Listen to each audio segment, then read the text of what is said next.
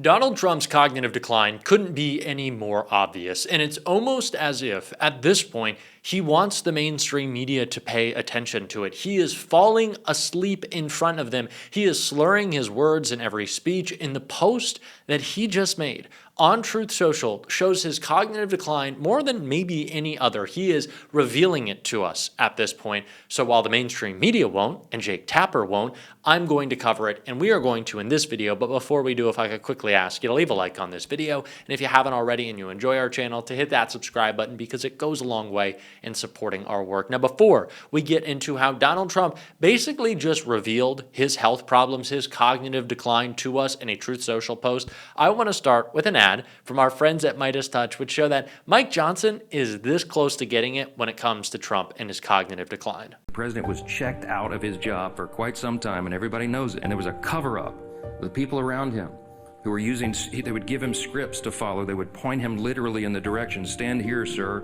wave like this. And he didn't know what he was signing. So this is an executive order on flag burning?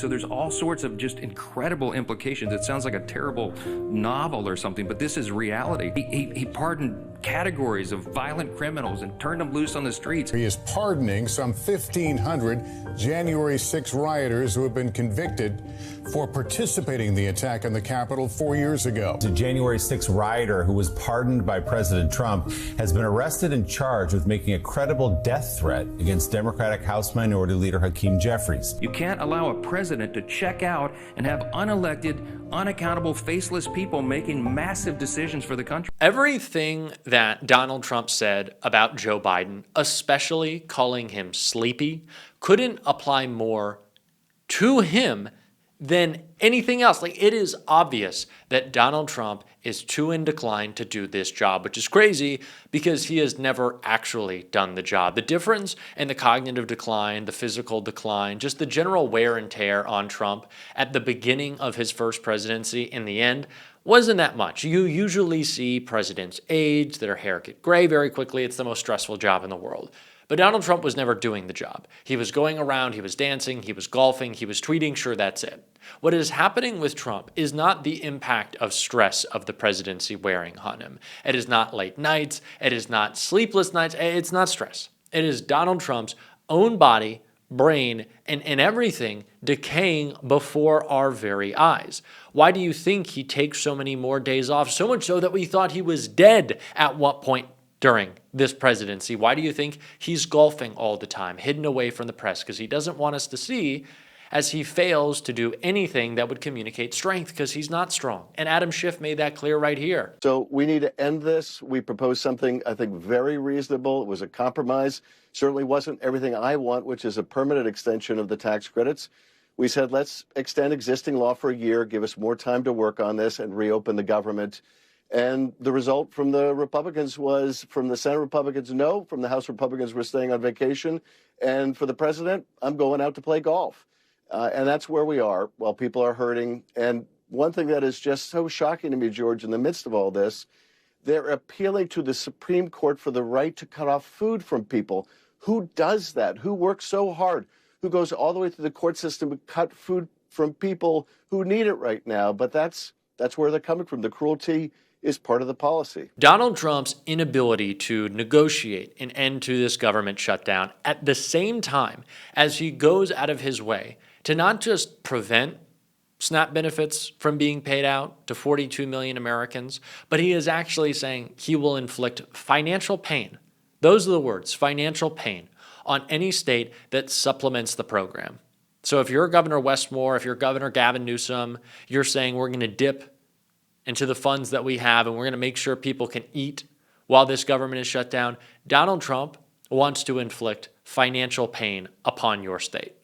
That's what he wants to do. That's how far he's going. So Donald Trump he'll wake up and really get to work on making sure people can eat, but anything else, he is literally asleep behind the wheel. Donald Trump's brain is absolute mush. He has no idea what's going on around him. Again, for God's sakes, the man was sleeping in the Oval Office during a press conference. Where is Jake Tapper? Where is anyone in the mainstream media besides, really, let's make it clear, Lawrence O'Donnell? He's the only one who wants to cover this when it comes to Donald Trump's cognitive decline. He has no idea what's happening. He's more erratic than ever. And now Donald Trump's Truth Social posts, whether he's talking about tariffs, the stock market, whatever, it's taken as essential executive action, and those posts are getting more insane, which is what we saw right here from Donald Trump. Confused Trump 79 blast out satirical website story. Donald Trump 79 enthusiastically shared a screenshot on Sunday from a website that has clearly labeled its content as complete and utter fiction. Wow, Trump wrote on Truth Social, accompanied by a screenshot of a post that read, Doge halts yearly payment of $2.5 million to Barack Obama for royalties linked to Obamacare. Obama has collected this payment since 2010 for a total of $40 million in taxpayer money. This is indeed completely false, something the current president did not disclose when he posted it. The source of the story, the Dunning-Kruger Times, has a pretty clear explanation on its site. Everything on this website is fiction. It is not a lie, and it is not fake news because it's not real. A disclaimer from the outlet reads, if you believe that it is real, you should have your head examined. Any similarities between this site's pure fantasy and actual people, places, and events are purely coincidental, and all images could be considered altered and satirical. This all comes as Congresswoman Jasmine Crockett has sent a letter to Donald Trump's physician asking whether or not the president has experienced a heart attack or stroke in the past 15 years, and whether health issues have interfered with his ability to perform his duties. Yes, Donald Trump should have his head examined, and he likely has recently. That MRI that he blurted out about having, I'm sure Donald Trump was getting some tests done that were more invasive. Carolyn Levitt, of course, didn't want us to know about that. But Donald Trump is revealing every single day that he is in cognitive decline, that he doesn't know the difference between what is real and what is fake. It is the reason he can so confidently go out there and say that prices are declining, people are happy with the economy, everything's going well, because I'm sure that's what his handlers are feeding him to keep him happy, while Stephen Miller actually pulls the strings. That's what's happening right now. Donald Trump is constantly watching Fox News. That's where he's getting his information from. So he's literally living in his own cult, in his own reality created by the host at his propaganda network. And we should talk about it. We should talk about the impact that it has when Donald Trump, who governs by post, has become more erratic with his posting because his cognitive decline is so bad. We need to talk about that like it is a real issue because it is a real issue. That's not me being fantastical or living out or exaggerating. It is the case, and it puts us in a lot of danger. I think we need to talk about it, and I think we need to show the contrast between Donald Trump's idiocy and someone with some actual strength every single day. And someone who's been making that contrast very clear is Governor Gavin Newsom, and he did it this morning on CNN. So behind you are the flags of the United States, Texas, and California. California, I get. United States, I get. Why are we in Texas? To thank everybody for being part of this remarkable Tuesday that really galvanized and energized people, mobilized them all across the country, not just in relationship to Prop 50, which I was here to thank them for, but I think just the energy that the delegation from Texas brought to the Democratic Party, to democracy as a whole, when they stood up and pushed back against Greg Abbott and Donald Trump's overreach. And I really think in many ways that was the beginning of this comeback. This is the beginning of sort of a resurgence of energy, and you've seen it, the No Kings rally. You saw it obviously with the outcomes, not just in Virginia and New Jersey, but in Mississippi and Pennsylvania and Georgia and elsewhere. And I wanted to make sure that they knew how important they were. So you're saying that the legislators, the state legislators, leaving the state for 2 weeks, protesting, denying the legislature a quorum for this unusual mid-decade redistricting that President Trump wanted them to do, that was the impetus that gave you the energy and the idea to do what you did in California? Just go back in that moment. I mean, we were hand-wringing. You guys were coming out with a poll on top of NBC polls at 27%. We had a high watermark of 33% approval. The Democratic Party was primarily because Democrats were so upset about Democrats.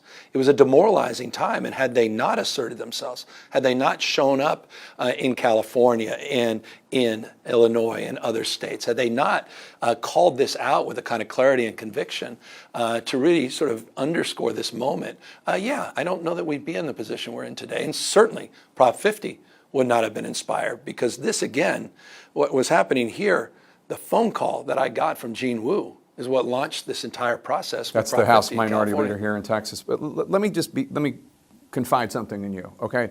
When you came out and you announced Prop 50, to say nothing of the merits of it, Yep. I'm generally I like independent commissions, okay? Yeah. But beyond my own personal Yes. views, Yeah. when you came out with this, I thought, that's a big swing. I don't know what's going to happen politically. Just as a political move, the polls were against you. Yep. Schwarzenegger was against you. Yeah. Good governor groups were against you. Yeah, that's right. And ultimately, I didn't know it was going to be. I mean, the first poll was 38%, just to underscore that. And again, because I, like many, agree with you, support independent redistricting. But you can't do it state by state with one arm tied behind your back. You can't unilaterally disarm as other people are not playing by the rules. Donald Trump and Republican governors across the country, governors not just in Texas, but you're seeing what happened in Missouri. You see what happened in North Carolina. Obviously, what's going to happen in Indiana, likely, and then Florida. They're not screwing around. They're consolidating power. And we were sitting there, and I think Donald Trump did not expect what Californians did. He thought we would try to win an argument by writing an op-ed. Maybe express disdain and concern about the country. I don't Well, that is expect the Democratic Party of. Yeah, of old. And I think that's the bottom line. And I think this moment, what happened on Tuesday, represents a new moment. Clarity, conviction, purpose, energy, on our toes, not on our heels, a resurgent Democratic Party. And it's a party that understands what's at stake for our democracy as we go into the 250th anniversary of our founding fathers. And I think that kind of momentum and direction is, I think, really going to enliven people in the next year. Do you think that's part of why we are now in a government shutdown? I mean, just House Democrats voted against the government funding bill, Senate Democrats continue to vote against the government funding bill. Now, I understand why. They're doing so because they oppose the Medicaid cuts. They're doing so because they want the Republicans to extend the Obamacare subsidies. Insurance premiums are about to skyrocket. So I understand why, but Democrats are the ones keeping this government shutdown going. Do you agree with the strategy? Well, bottom line is the President of the United States canceled a meeting with the two leaders because of public pressure before the government shutdown.